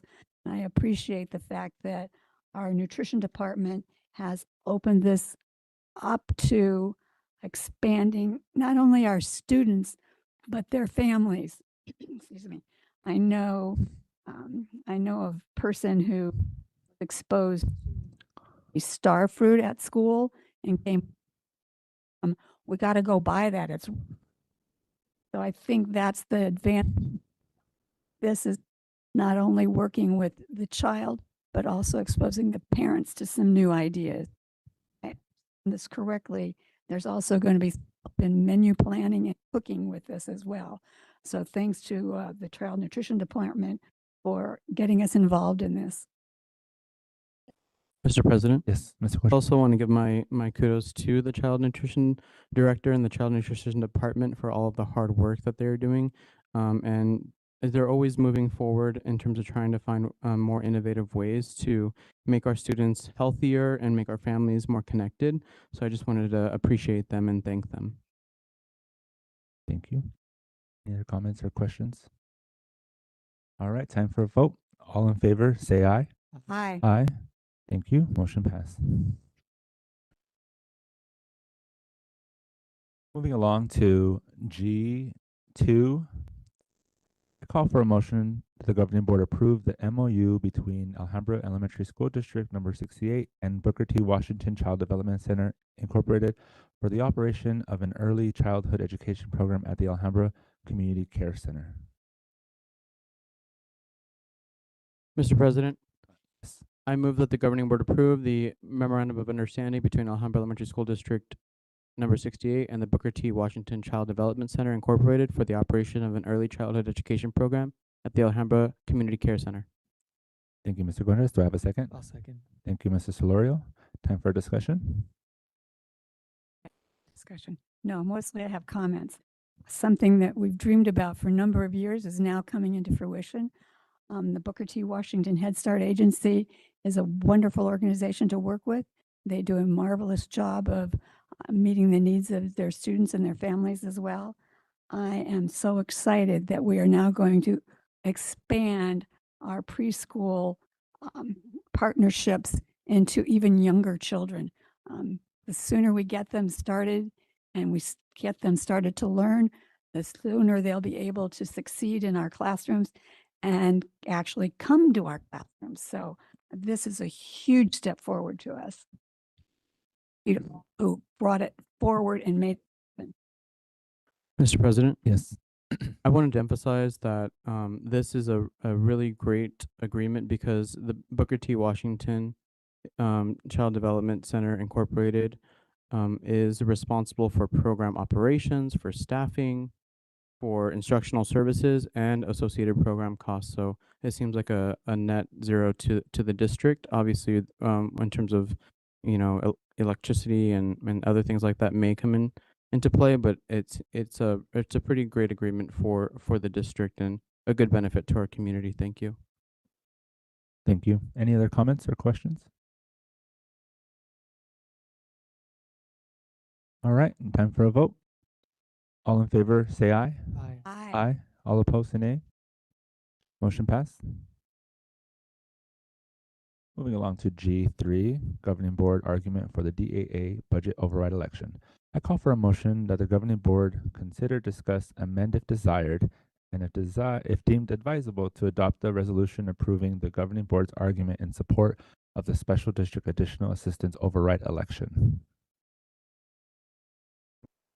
Board consider, discuss, amend if desired, and if deemed advisable, to adopt a resolution approving the governing board's argument in support of the Special District Additional Assistance Override election. Thank you, Mrs. Solorio. Do I have a second? I'll second. Thank you, Ms. De Ocampo. Time for discussion. Mr. President, Yes, Mr. Cochas. I understand that the arguments need to be submitted by tomorrow. Is that correct? I believe the 7th. Yes, tomorrow. So I'm not gonna, yeah, so because it has to be submitted by tomorrow, I'm not going to propose any amendments or changes today, but one of the things that I can say out loud is I wish that the statement would have been a little bit more personal, rather than kind of like academic or board language or terminology, and also to thank the community for their continued support throughout the years, because the community has been there for us every single election. And so I read it and I kind of just see it as kind of something that's kind of like a form argument. Obviously, we put all of the necessary information in there, but I think for the future, if we could make it a little bit more personal, and if we can be a little bit more grateful in our tone when we're sending out information like this to the voters. Thank you. Thank you, Mr. Contras. Do I have any other comment or questions or discussion points? And again, I think we'll get something in like an email, but we've seen it back in the spring, kind of the schedule of when we kind of asked the voters for some of these things. So I think can maybe ask Ms. Billy if we can send that out again. It's that financial timeline thing. And yeah, I appreciate your comments, Mr. Contras, on just how we present our proposal to the community, to be mindful. Any other comments, questions? Okay, time for a vote. All in favor, say aye. Hi. Aye. Opposed, say nay. Motion passed. Moving to G4.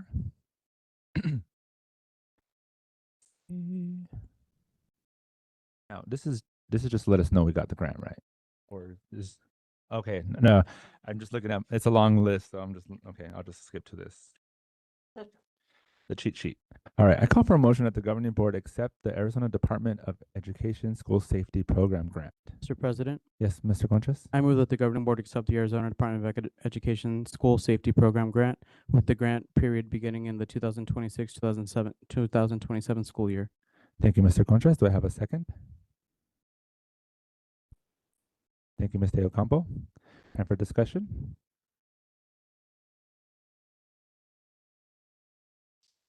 Yes, Ms. De Ocampo. I told you that was not going to be my last time to talk. This program is so important.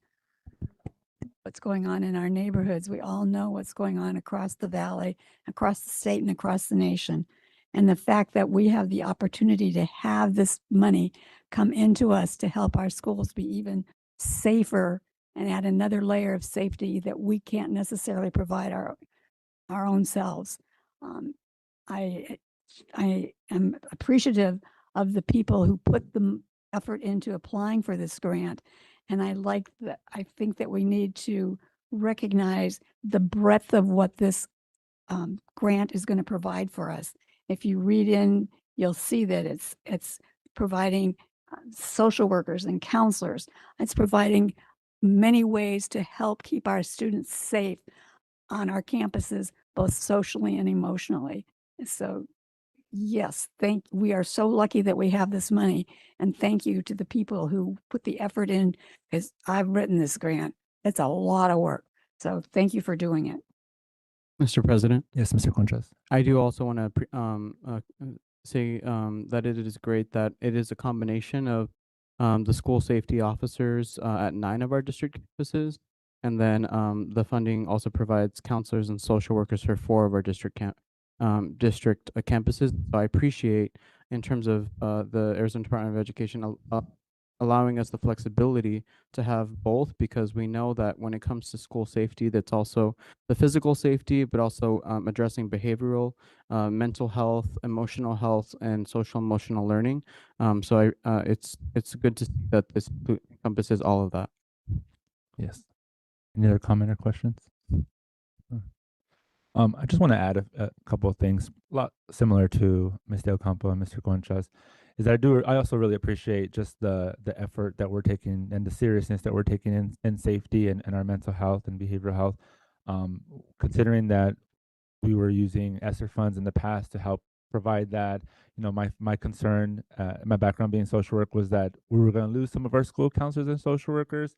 At the same time, we were seeing that there were more grant opportunities for school safety officers, which, you know, families and educators definitely appreciate. And I've heard that comment multiple times from different campuses of how they appreciate their school safety officer, but even just how we managed to retain our counselors and social workers and also elevate those positions. So I really would appreciate if we continue with that to make sure we have that nice balance. We're creative in some of these funding solutions, but thank you overall for that. Time for a vote. All in favor, say aye. Aye. Aye. Thank you. Motion passed.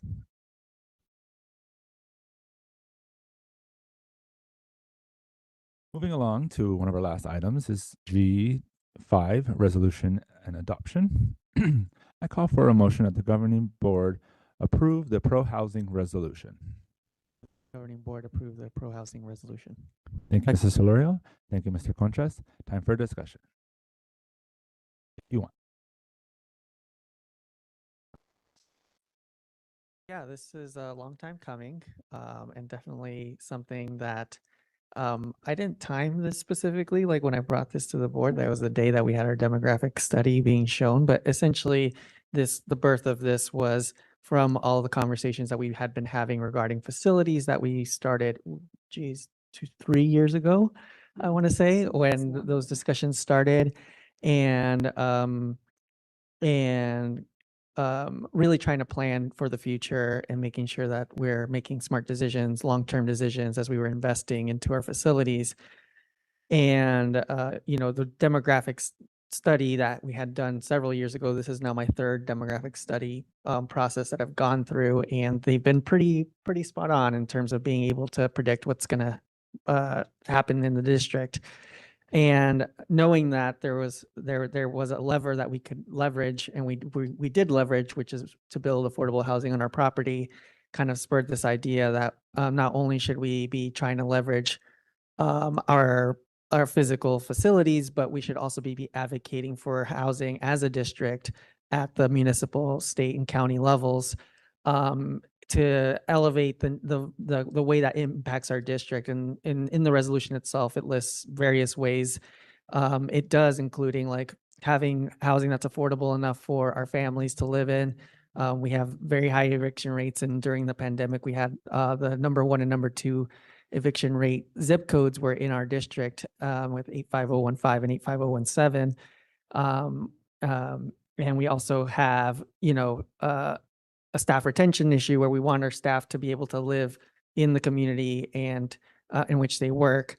And we're also experiencing those demographic trends that are listed, where you have people like me that, I live in a 3-bedroom house, and it's, there's no kids. And there used to be a lot of kids in a 3-bedroom house.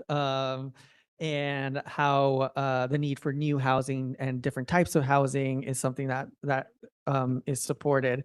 And the reason that this is important for us as a district to be able to take a stance on these kinds of things is because there is opposition to new housing.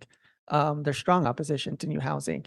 And there's often an argument that like people just don't want to see their communities change. And the fact of the matter is, whether you choose to not build housing or build housing, communities are changing. This community used to be among the most affordable communities in the city. It is no longer the case. We are too proximate to downtown. Well, we're too proximate to light rail. We have a bus rapid transit system coming through our district in the next couple of years. And as a result, like those impacts are changing our communities, and it's changing the demographics of our communities. And by allowing more housing and more housing types, we're able to make sure that working families are able to live in our community. We're able to make sure that that our staff are able to live within our community, and that happens through change, through physical change, and through building housing. So it's been a pleasure working with the district to write this out and to hopefully position the district in a way that it can advocate for housing, as there's lots of changes. There's a general plan land use map change happening at the city of Phoenix, where the voice of the district would be helpful. There are state laws that are constantly being considered, which would bring new housing online and family-sized housing online. And the district, should be in a position, with this resolution to more actively advocate for those policy changes, for those funding streams to be unlocked, so that we're able to provide the housing needs and the variety of housing that our community needs, so that we can do our part in ensuring that we're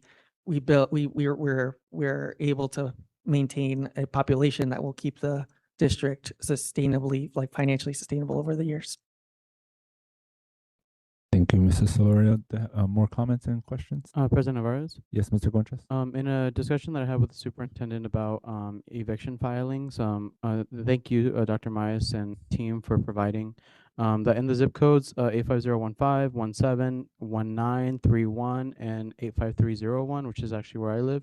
In terms of eviction filings, in 2022 there was over 7,400. In 2023 there was 7,500. In 2024 there was 6,800, and then last year alone, there was 6,300 eviction filings. Obviously, that doesn't equate to the amount of people that have been evicted, but it's the amount of filings that have been put through the court, and that is significant year after year after year after year. And so I think that this is very important. And then one of the other things that I would like to do on the resolution is potentially adding another be it further resolved, or we could just do this in practice if it is approved today by the board, that we should be sending this resolution to our elected leaders to on the statewide level, the county level, the local level, the city level, and also on the federal level as well, so that they understand our priorities, because a lot of the voices that are maybe not for these types of housing solutions are very loud, but they're also very small. And so I think that it's really important, if we don't add it to the language as a be further resolved, that we actually do send that to those folks so that they understand exactly where we're coming from. President Navarez. On that note, I have been communicating with other governing board members in other school districts, and they're waiting for today to happen. And once this passes, we should likely see some other districts moving forward with their own versions of this resolution, with the thought being that there's power in numbers, and if multiple districts are sending this resolution to their electeds, that the political willpower needed to pass some of these policies and secure these funding streams can be multiplied. And also, it's being shared nationally, which is great. So very excited about that. Nice. And President Alvarez, I also wanted to emphasize that adding to board member Solorio's comments that the Glendale City Council is also doing in the middle of a general plan update.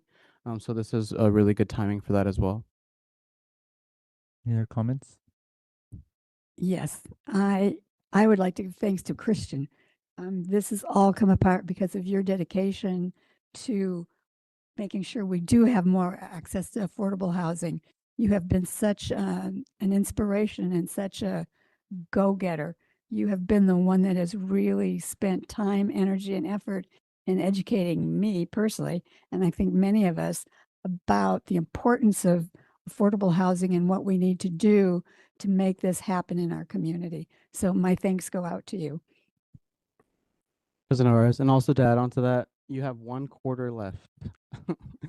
And I think that your legacy is definitely on these issues, but on a variety of different things. And so I'm really glad that you were able to have the timing and doing all of this now. And just know that your hard work, you're planting trees and there's going to be shade that you're not ever going to be able to sit under. So thank you for all of your hard work.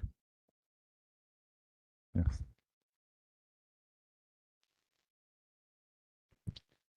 Any other comments or questions? I'll keep mine brief. This to me just, it reads, we demand to be at the table when these decisions are happening. And some people don't think of schools automatically of, schools, affordable housing, why are those matching? But we are largely affected by what happens. And if we can give some insights to these other governmental spaces, I think that's a great thing. But if we can ensure that people also have a strong stance on the language that we're seeing here, that's even better. So thank you, Mrs. Solorio, and thank you everyone who's helped just, put some of these initiatives to the forefront. Any other questions or comments? All right, time for a vote. All in favor, say aye. Aye. Aye. Oppose? Motion pass. Congratulations. Moving along to H, comments and communication. H1, comments from governing board members. I first like to just say one quick one, then we can go over everybody. I do want to welcome our newest board member, Jason Miranda. So welcome to our first board meeting. I remember my first board meeting, so I remember how it was and how I felt the whole time, and even a couple meetings after. So it only gets better, and it only, you start and intuitively knowing some of this stuff. So feel free to ask questions along the way. So welcome. And then just welcome back, everybody. Welcome back to the new school year, and I hope everyone's had a great time these last several weeks, just preparing and executing, and now living the life of a new school year. So thank you for that. Any other comments? Yes. When we did the consent agenda, there were 2 items on there that I wanted to comment about. One is the certified evaluators. I don't know if any of you understand or realize or appreciate how much training goes in to our administrators so that they can do the evaluations of all of our employees. It's not a simple check the box kind of situation.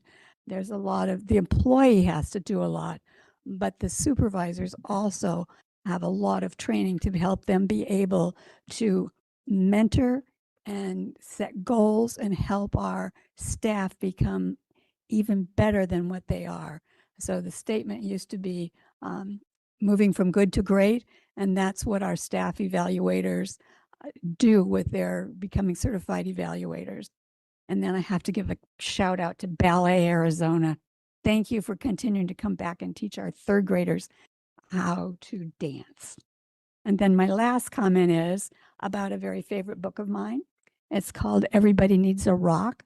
I'm sure many of you have heard of it. It is a little boy. I'm going to read you a little excerpt from it. It is about a young person. I don't know if it's a boy or a girl. Everybody needs a rock. I'm sorry for kids who don't have a rock for a friend. I'm sorry for kids that only have tricycles, bicycles, horses, elephants, goldfish, 3-room playhouses, fire engines, and wind-up dragons, and things like that. If they don't have a rock for a friend, I am sorry for them. And I want to say to you all that you are the rocks that keep our district going. And I am so thankful that you are all the foundation and the rocks that keep us together. Thank you for all you do. And I know it's going to be an amazing school year. Any other comments? President Navarez? Yes, Mr. Guanches? Excuse me, I forgot one. For those of you, this is an important one. For those of you who've been around for a long time, like me, Mary Hartley, who was a board member on this board for 8 years, passed away this week. And I think it's important that we remember what she did in her dedication to us as an Alhambra school district. And then I'm sorry. Go on. Mr. President? Yes.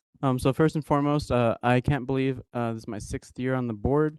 So thank you everyone for walking through with me and teaching me so much about school finance and education leadership and how to price out goods for our child nutrition department. It's been a great time learning from all of you. And I also want to welcome all of our new staff members and all of our new teachers. Welcome to the Alhambra family. We are truly a family here.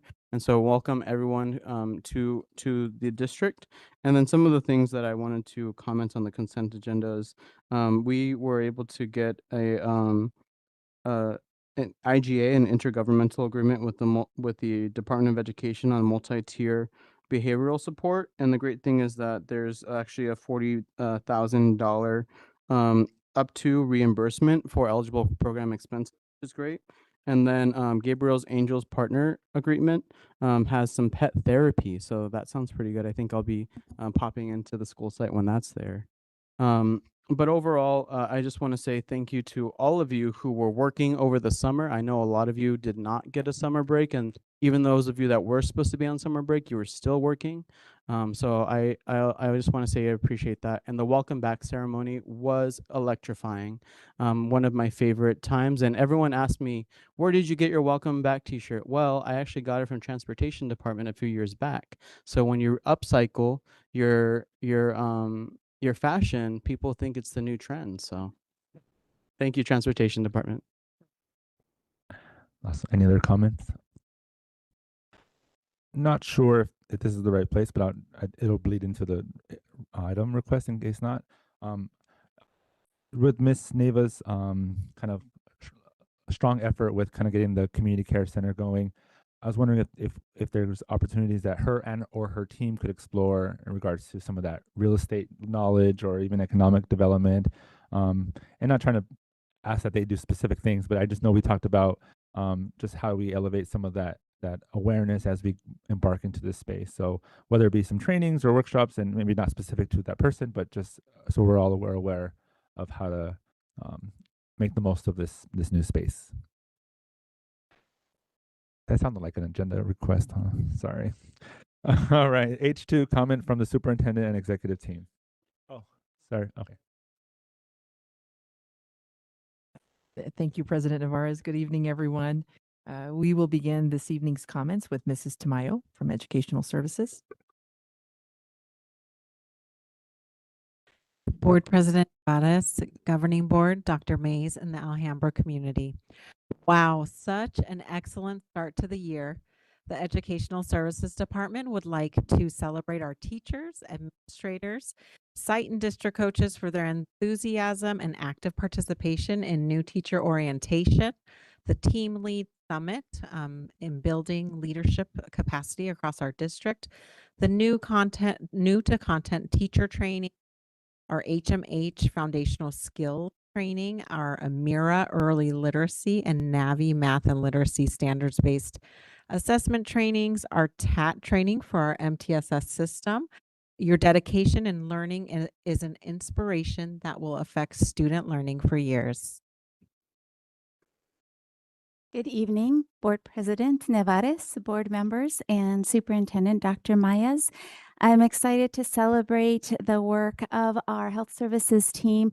We had 3 vaccination clinics this past week and a half, 2 weeks, and we had over 200 students attend. They got about 2 to 3 vaccinations. So we had about 500 vaccinations given to not only students, but to families, really taking care of their health needs and getting them into school because they were getting what is required for them to enroll. What was amazing was that families were walking in with the flyers that their school offices gave them. So it truly was a community effort to help them meet these needs. And a quick celebration to the hard work of our schools. I am so proud to share what I have been able to witness this week of the wonderful and explicit teaching to our students from our teachers to be safe, be respectful, and be responsible.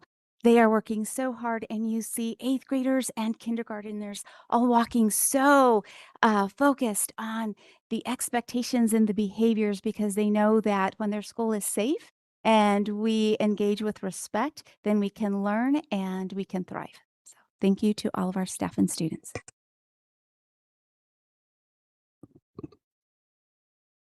Governing Board President Navarez, Governing Board members, and Superintendent Dr. Mayes. We would first of all like to welcome our teachers and staff to the 2026-27 school year. And as Governing Board Member Dale Campos shared, our list of certified evaluators was included in our consent agenda this evening. To become certified, our administrators use our evaluation instrument, the Teaching and Learning Standards through NIET, to view and score a virtual lesson and a post-conference.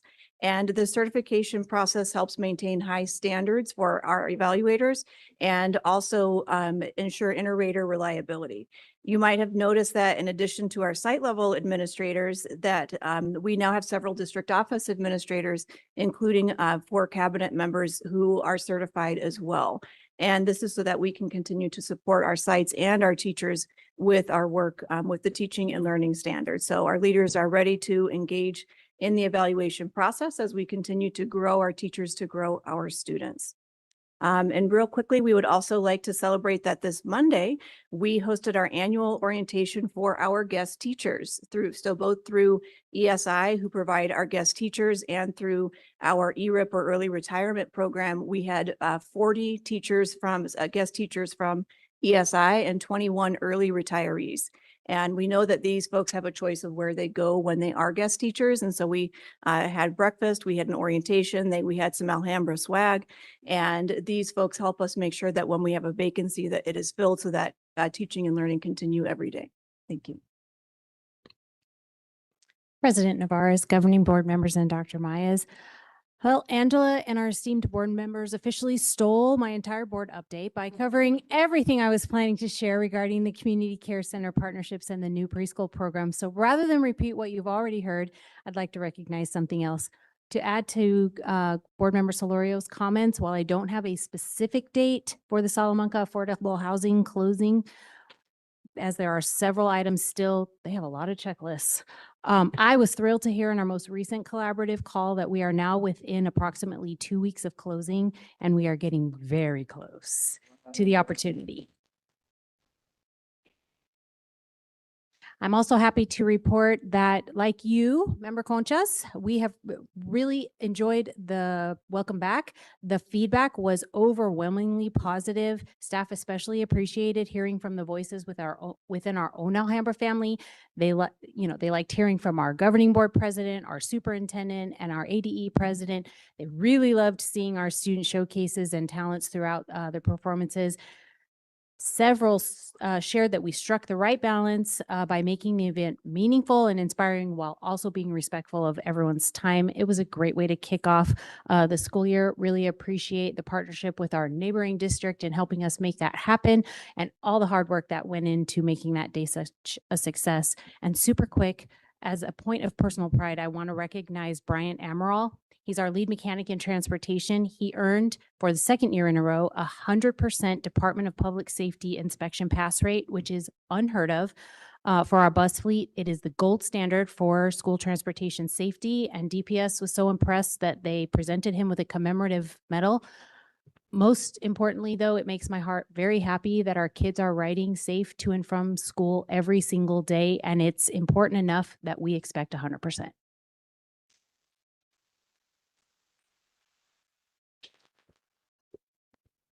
Thank you all for those updates, and I just in adding to what you had shared about the event, we do appreciate that we were able to have use the venue for free, which in previous years we've spent thousands for a venue. And then in addition to that, I know I was talking to Dr. Cruz from Pendergast this afternoon, and she's, like all of us, looking for ways to save, and we were thankful that we had a partnership with them for the catering. And so that worked out as well. And so again, all of us working together to ensure that we're using our resources wisely. I too would like to welcome our newest governing board member, Mr. Miranda. So welcome to your first meeting. We're thankful to have you here. Mrs. Tamayo, or first of all, thank you to everyone. I know you had shared about all the trainings, and I just think about all the trainings our teachers had to attend, and we're so grateful for your dedication and commitment to ensuring our kids have the highest quality of instruction. While I wasn't able to attend all the trainings, I attended as many as I could. I did review all the surveys and the feedback, and as you shared from the welcome back to all the various trainings we offered staff, I was in awe of just the positivity and the feedback, and just what learners we have throughout our district. And so we really appreciate the professionalism with throughout the district and your dedication to learning so that we can all be our best. Another highlight that I wanted to share was just the enthusiasm I've seen throughout the district as I've checked in to see how these first few days have been. I was delighted to hear from teachers that have shared, actually a comment that I've heard over and over is that it's the best start we've had. And it's funny because I think about even last year, I remember staff saying that too. And then this year it's been the best start, even one of our teachers on the very first day. And it was a late start school too, so it was later in the day. And she said, "I feel like I just drank a big cup of caffeine, and I can, and I still have a ton of energy." And so I thought, "Oh, for the first day, you know."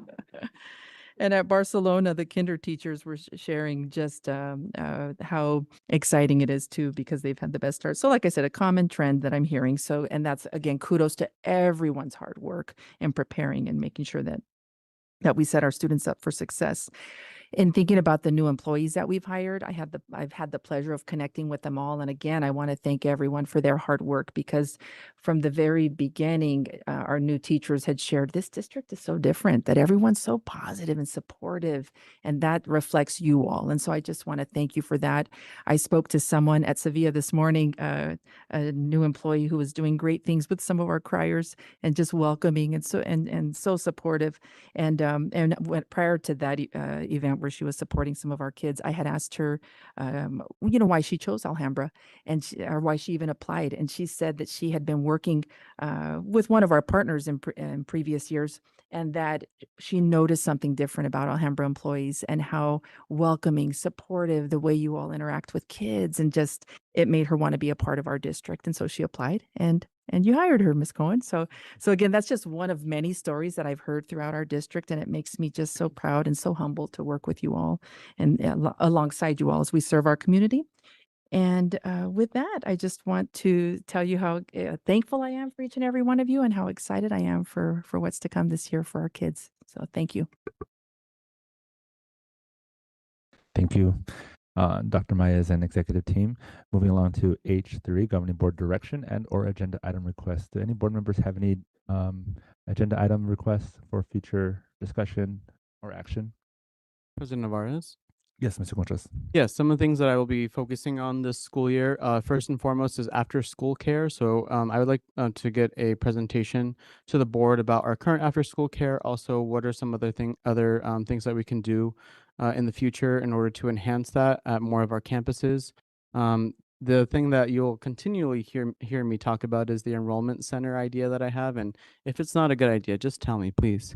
And that's basically to put all of the government agencies that our families have to go through in order to enroll into our campuses, such as the vital records for birth certificates, such as the Social Security Administration, such as for immunizations and immunization records and things like that, hosting all of that at the Alhambra Community Care Center.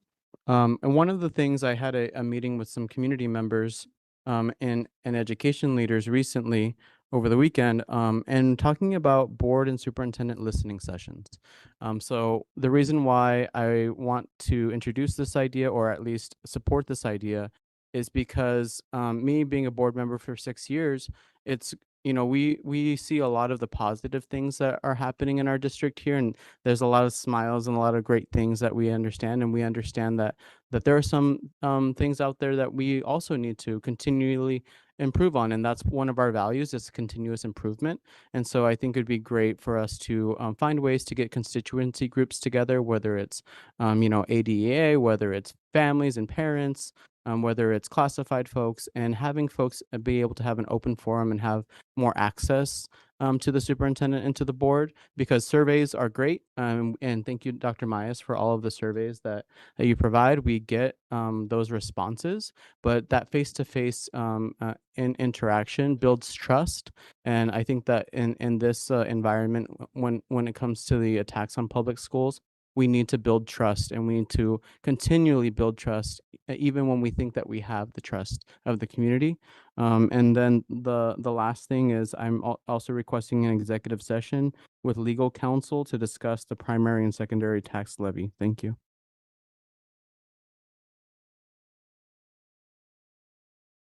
Thank you, Mr. Contrast. Do I have another board agenda item request? Hearing none. All right. Moving to I, meeting closing. I1, next governing board meeting is September 10th. Mark it in your calendars. He'll be here in this boardroom at this time at 6 p.m. And then for calendar events, please take a look at the website to follow along to see what calendar of events are happening. And now moving to I3, adjournment. Do I have a motion to adjourn? Thank you, Mrs. Solorio. Do I have a second? I'll second. Thank you, Mr. Ocampo. All in favor say aye. Aye. Aye. Thank you. Meeting adjourned.